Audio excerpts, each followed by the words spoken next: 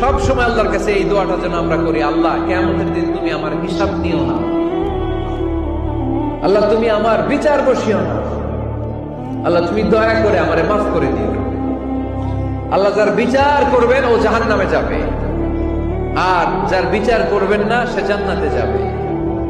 আল্লাহ যদি বিচার করে আর পাই টু পাই হিসাব নেয়, নামাজ পড়লি না কেন, রোজা রাখলি না কেন, মিথ্যা বললি কেন, খাদ্যে ভেজাল দিলি কেন, মাছে ফরমালিন দিলি কেন, যৌতুক খাইলি কেন, ঘুষ খাইলি কেন, উল্টাপাল্টা করলি কেন, জিনা করলি কেন, একটার পর একটা প্রশ্ন বানে যদি সেই ভয়ঙ্কর দিনে আল্লাহ আমাদেরকে জর্জরিত করে, আমাদের কোন উত্তর আছে?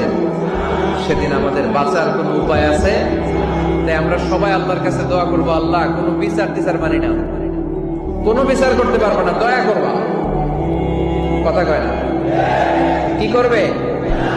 এবার আওয়াজ করে বলেন, বিচার চান না দয়া চান?